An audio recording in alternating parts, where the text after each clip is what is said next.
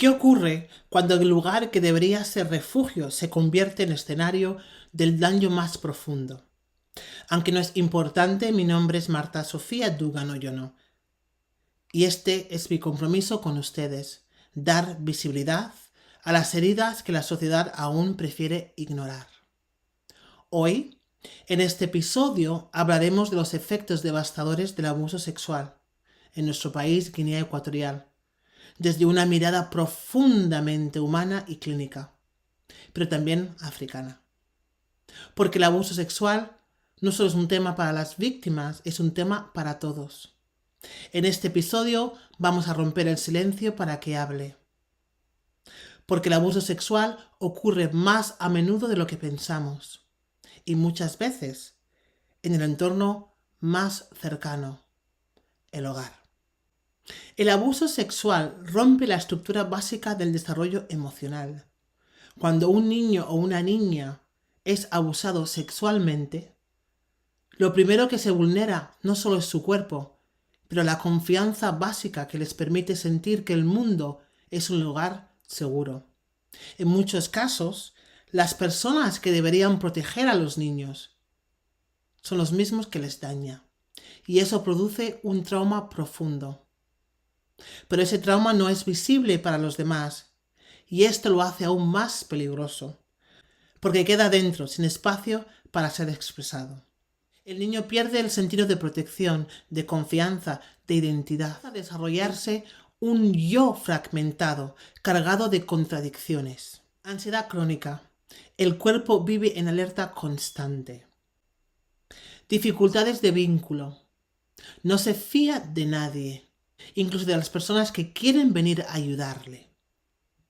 Conductas sexuales.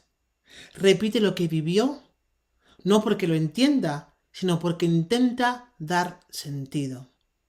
Disasociación emocional. Se separa de lo que siente para no colapsar. En África, estos síntomas a menudo se malinterpretan.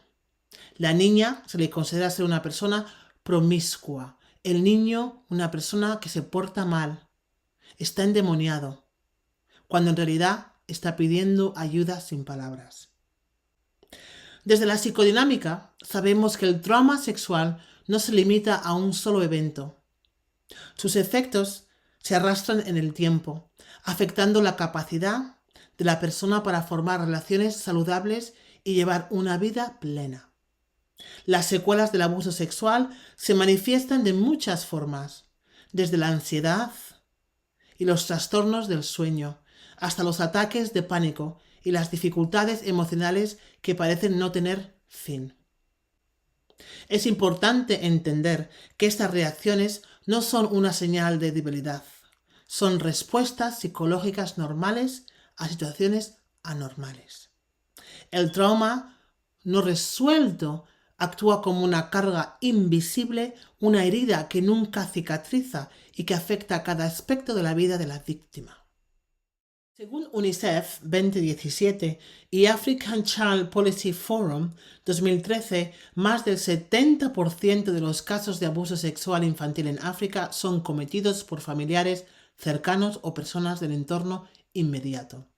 Tíos, primos, padrinos, hermanos mayores, incluso padres. Personas dentro del seno de la confianza. Esto no solo hace que el abuso sea más difícil de detectar, sino que también complica la denuncia, ya que las víctimas temen romper el silencio, el lazo familiar, por miedo a sufrir represalias. Según el informe del Foro Africano de Política para la Infancia, el 90% de las niñas en el este de África han sufrido algún tipo de violencia y en muchos casos estas agresiones son cometidas por familiares cercanos. En Guinea Ecuatorial, un informe de la Fiscalía General reveló que en el año 2023 60 de los 90 casos de abuso sexual que fueron registrados involucraron a menores y muchos de estos casos ocurrieron dentro del hogar o en círculos familiares muy cercanos. Esa referencia viene de la Real y Guinea Ecuatorial 2023. Esta violencia doméstica es silenciada.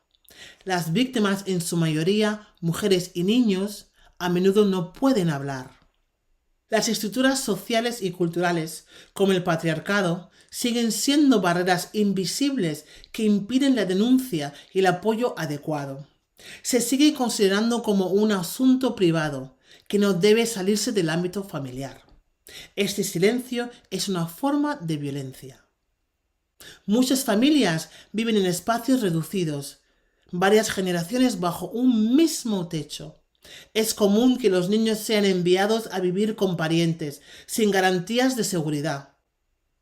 Esa costumbre de dejar a los niños con terceros, sin ningún tipo de orientación ni conversación entre los padres y los que le van a recibir por su propia seguridad.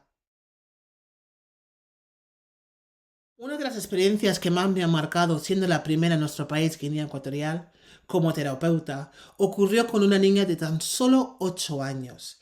Vivía con familiares por motivos personales. Después de un tiempo fue enviada a otro hogar, también con parientes.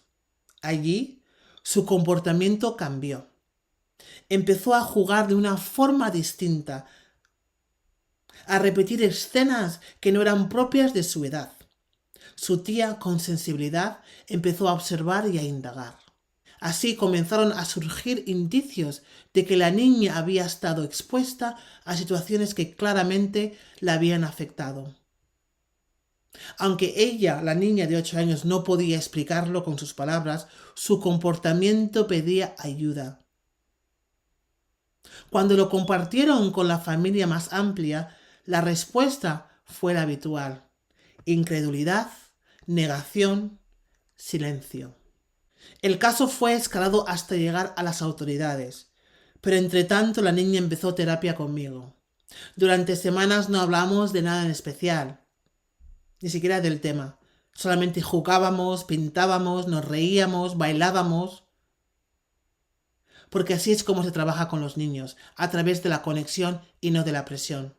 Un día, mientras que estábamos dibujando, me pasó un papelito y se dio la espalda y me pidió que lo leyera. En ese papel había expresado su verdad. Lo que no podía decir, lo escribió. Ese momento marcó el inicio real del trabajo terapéutico. No fue fácil, pero con tiempo y con cuidado la niña pudo empezar a recuperar algo de su identidad, de su seguridad, de su voz. Más adelante, su madre, que vivía fuera del país, pudo llevársela para continuar el proceso de sanación en un entorno más estable. Este caso no es aislado. Lo comparto porque refleja una realidad más común de lo que quisiéramos aceptar. Porque el dolor no desaparece solo. Necesita ser acompañado, nombrado y contenido.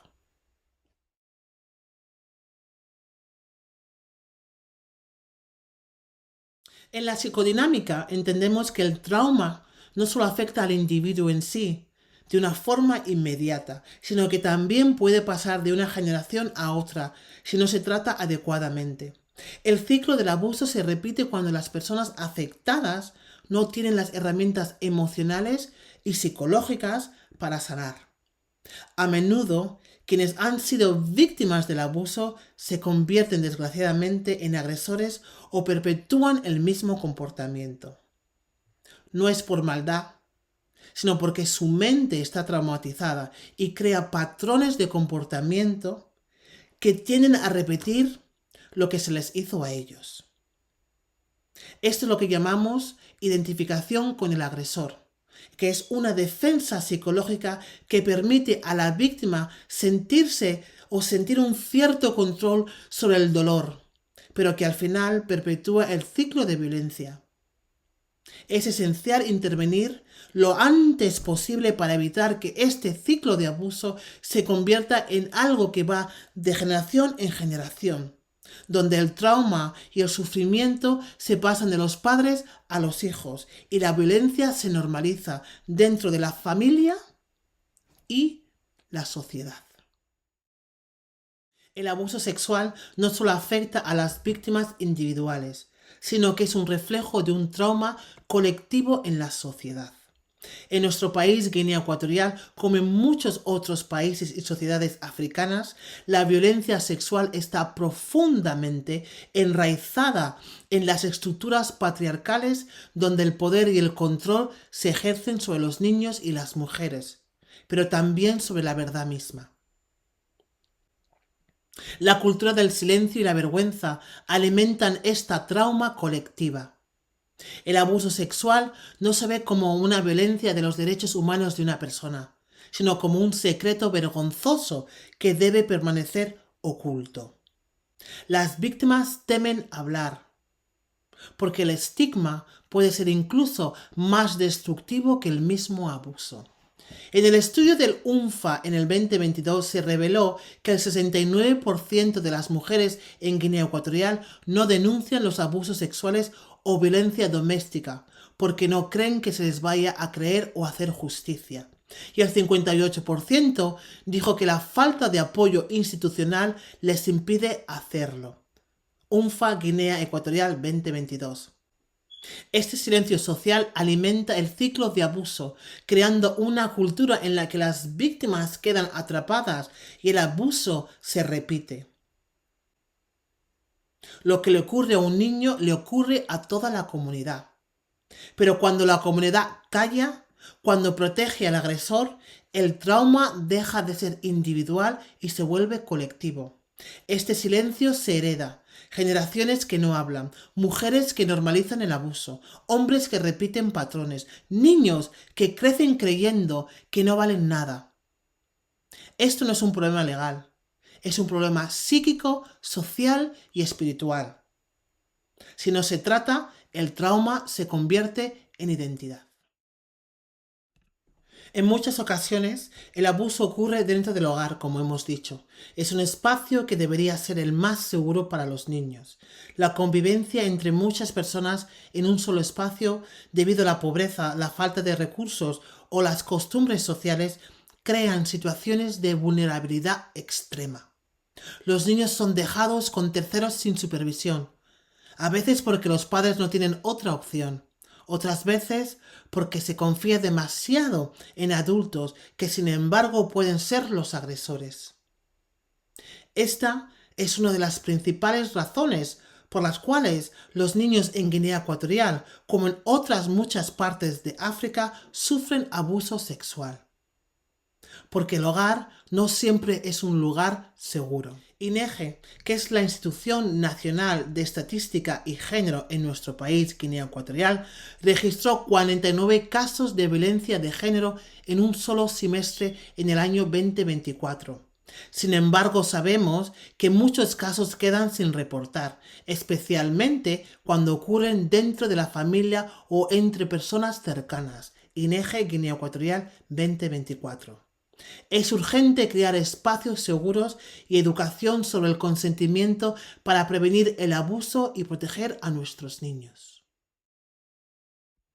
En Guinea Ecuatorial, hablar de salud mental todavía es un gran desafío. Muchos siguen pensando que ir al psicólogo es una señal de ser débiles, de estar locos o simplemente una pérdida de tiempo. Pero cuando hablamos de abuso sexual, la psicología se convierte en una herramienta clave y vital de justicia y sanación.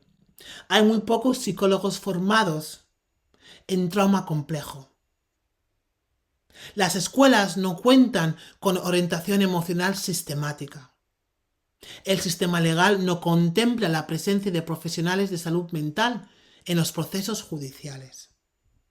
Y cuando las víctimas intentan hablar, a menudo son ridiculizadas, ignoradas o castigadas. Como psicoterapeuta, sé perfectamente que el trauma no desaparece solo. Se enquista, se convierte en síntomas, en relaciones disfuncionales, en adicciones, en vacío. La infancia no se termina con la edad. Las heridas no tratadas siguen sangrando en la adultez. Y más allá de la clínica, la psicología tiene un rol social, que es acompañar, educar, prevenir y también denunciar, cuando sea necesario. Por eso hago este trabajo, por eso levanto la voz, Por eso estamos haciendo que el silencio hable, porque la conciencia colectiva debe activarse. A pesar de todo, hay esperanza. Sanar sí es posible. Como psicoterapeuta he visto de primera mano cómo las personas pueden reconstruir sus vidas, sanar sus heridas y aprender a vivir de nuevo, después de todo el abuso que han sufrido. Pero para esto necesitamos atención profesional, espacios de apoyo que sean adecuados y un entorno que no culpe a la víctima. Para lograrlo es necesario que las instituciones del país trabajen de manera más efectiva en la lucha contra el abuso sexual y la violencia de género, creando leyes más efectivas y una infraestructura de apoyo que realmente ayude a las víctimas a sanar. Este episodio no es político, es personal, es profesional, es necesario. Madre, padre, tía, vecino, cree en los niños, no les hagas callar, no minimicemos sus palabras, observa sus silencios, confía en tus intuiciones. Si eres maestro, líder, educador, rompe el tabú, enseña sobre el consentimiento, habla de los límites, escucha más allá de lo académico. Y si tú, que me estás escuchando, has sido víctima o conoces a alguien que lo fue, no fue tu culpa, no estás sola. Sanar es posible y merece paz. La violencia sexual es una herida profunda, pero no definitiva. No podemos seguir tratando este tema con miedo o vergüenza. El silencio no protege a las víctimas, protege a los agresores.